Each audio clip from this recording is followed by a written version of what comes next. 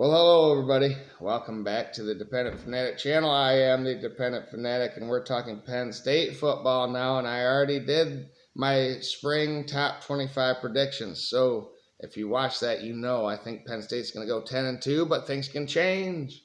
Things can change. That is a prediction of a top 25 going into conference championship week.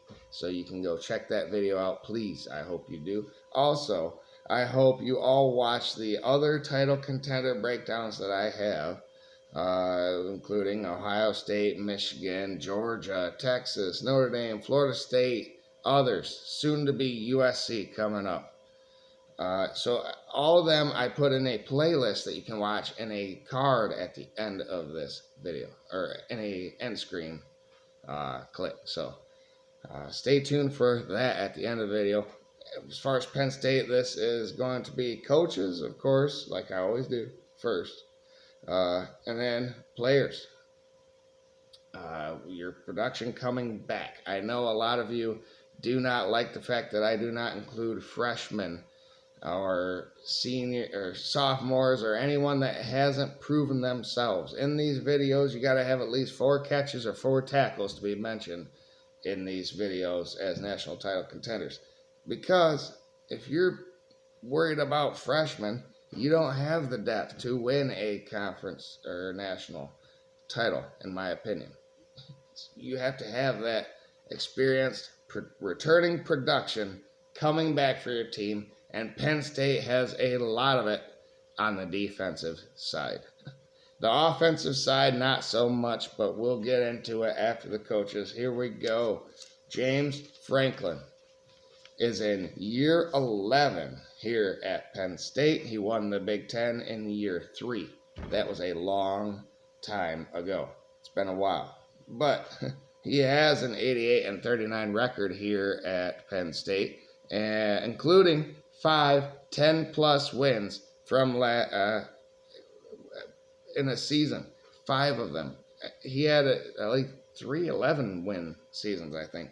He's won a Fiesta Bowl, a Cotton Bowl, and a Rose Bowl at Penn State. So, you know, why he got all the money a couple years ago, that's why.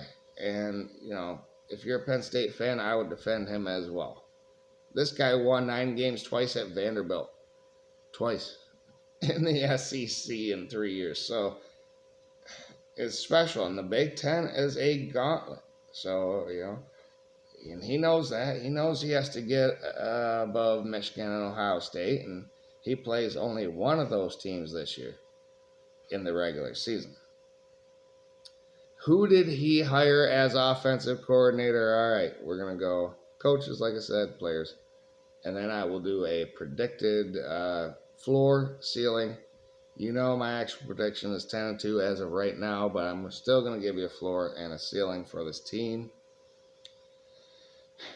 As offensive coordinator, Andy Kotelnicki, that's how I was told to pronounce that per Wikipedia, started at Western Illinois in 2004 as an analyst. His alma mater, Wisconsin River Falls, hired him as an offensive coordinator in 2006. In 2011, Mary hired him as offensive coordinator. In 2013, Wisconsin Whitewater hired him as an offensive coordinator. Moving up incrementally here.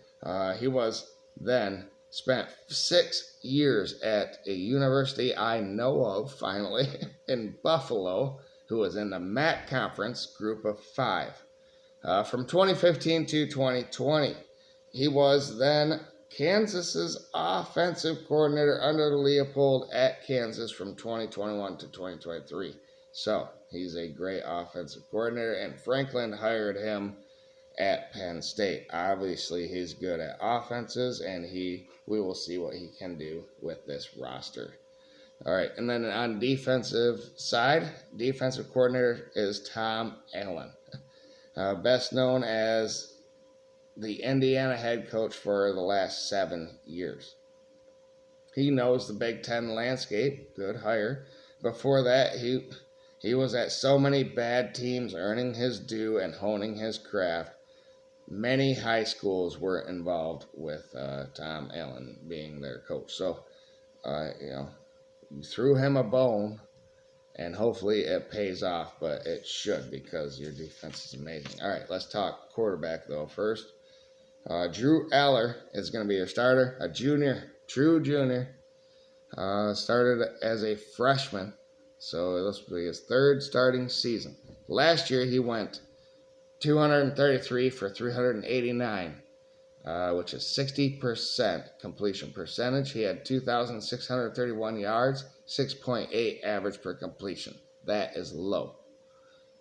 We need to get that better, but he did have 25 touchdowns to just 2 interceptions. That's JJ-like numbers there. Bo Pribula is the backup, and he can run.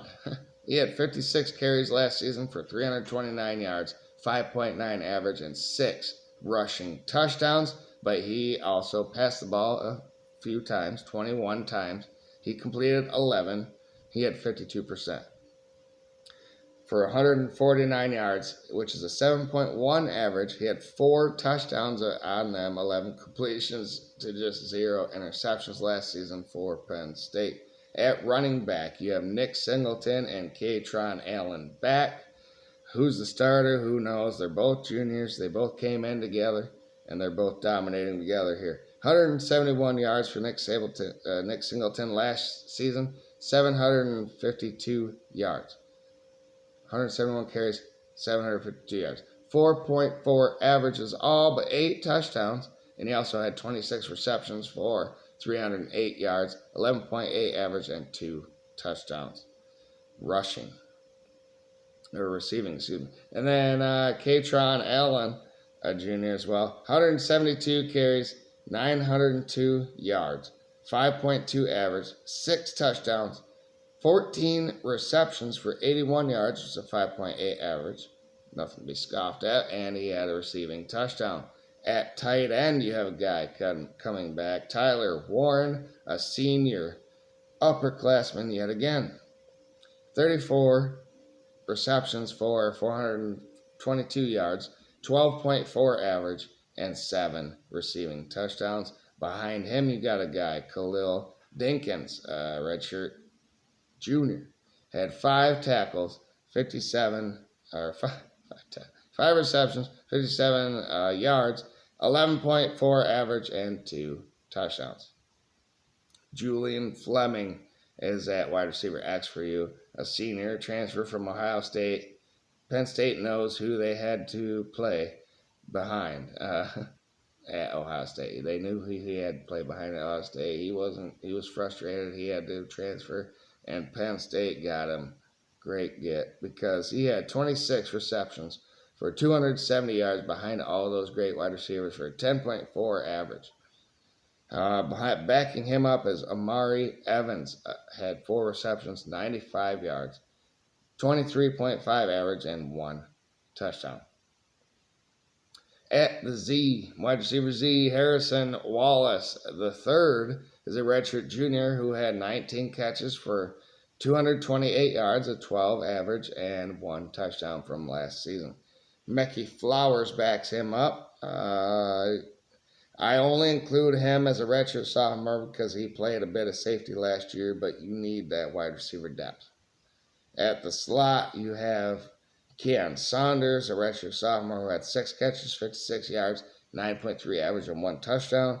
Liam Clifford, redshirt junior, had 13 catches for 130 yards. That's a 10 average. So you need that wide receiver depth for sure. Running back, you're good, but not very deep at all. And then tight end, you're good. You're good.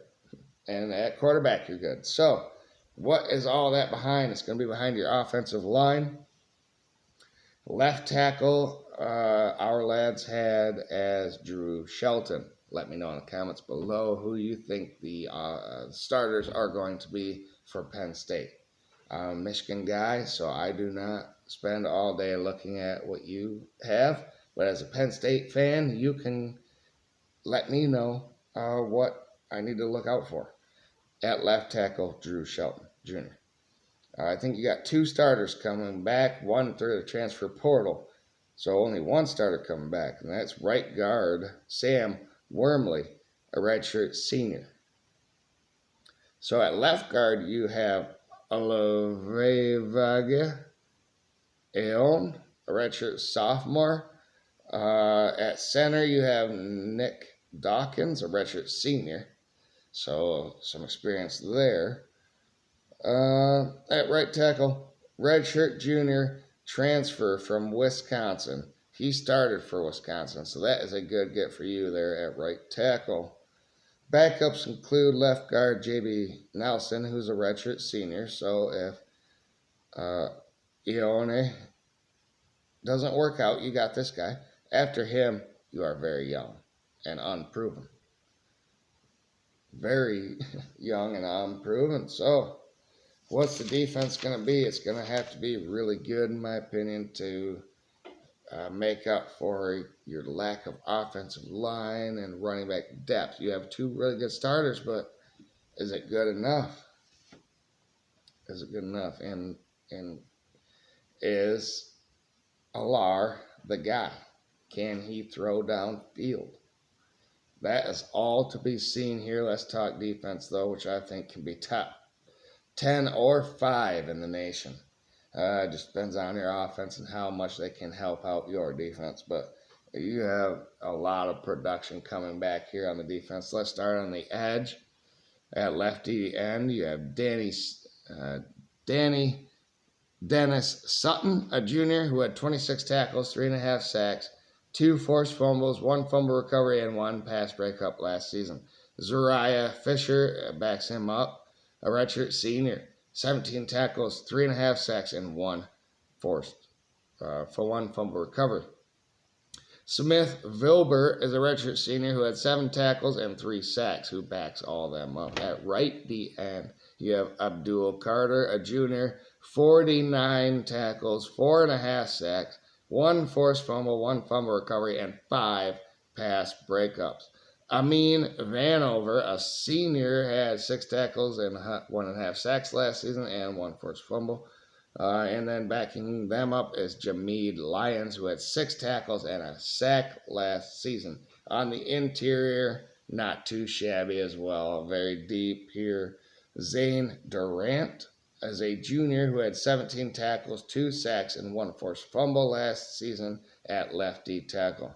Backing him up is Hakeem Beeman, a redshirt senior, who had 11 tackles and a sack, and Alonzo Ford Jr., as a redshirt senior as well, who had 32 tackles, 3.5 sacks in 2022, but did not play in 2023. But he should be back for you there in the interior. And then at right D tackle, Devon Ellis, a redshirt senior, 26 tackles last season. Keziah Izzard is a senior, backing him up at right D tackle with 16 tackles, 3 sacks, and 1 forced fumble last season. So the defensive line is deep, loaded, and ready to go. What is your linebacker core looking like? It's pretty good. Tony Rojas is a sophomore who had 21 tackles, 1 forced fumble, and 1 interception at will linebacker last season. Keon Wiley will be backing him up, a redshirt sophomore, 17 tackles and 3 sacks. At middle linebacker is it Kobe King. Did he transfer out, or is he still here? A redshirt junior, 59 tackles, 1.5 sacks, and 1 fumble recovery.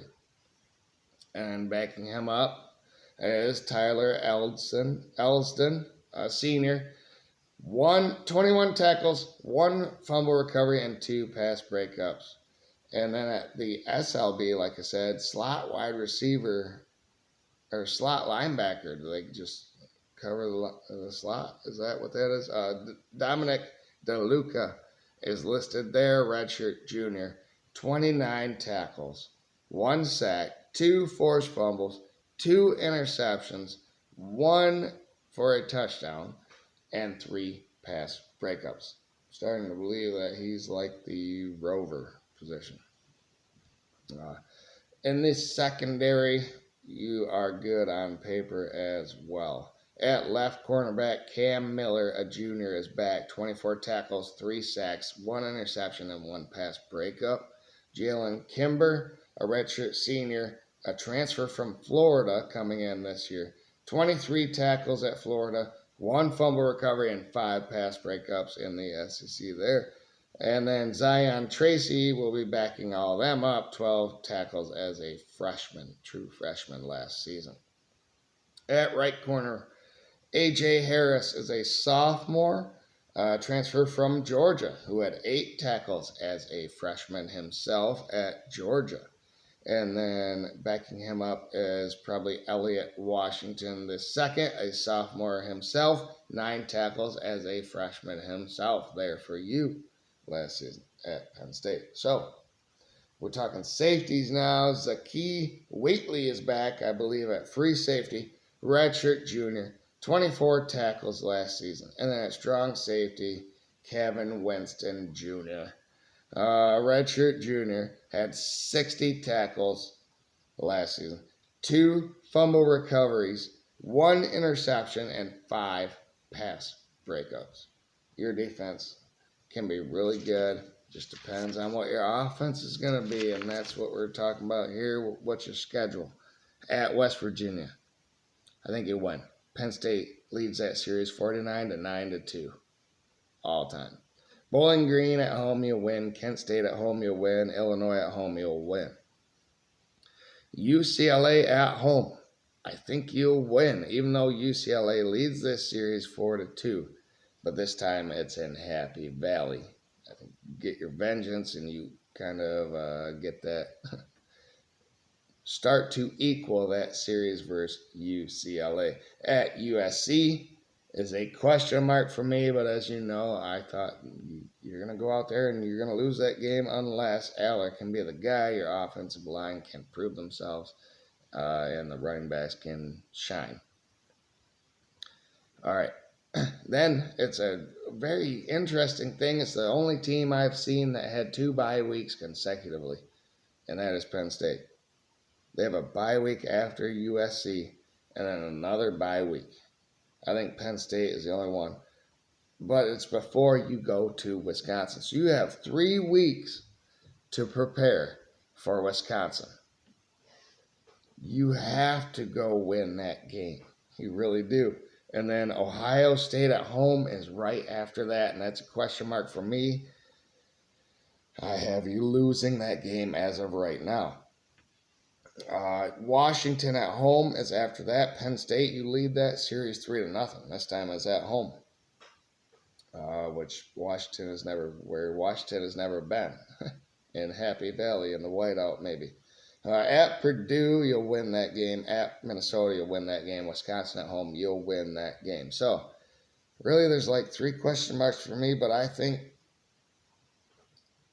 you go 10-2 or better. I believe Penn State will lose at least one of these games, making their ceiling 11-1.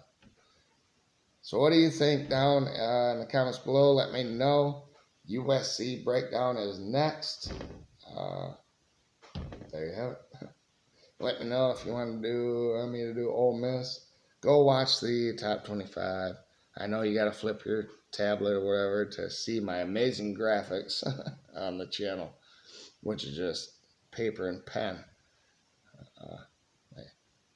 I'm self-reliant. I try not to be dependent, but I am dependent on college football. So here we go. Penn State breakdown. What do you think? Let me know in the comments. Thank you, everyone. Like the video. Share, subscribe with other people, or share with other people. Subscribe to me, and have a great night out there, everybody.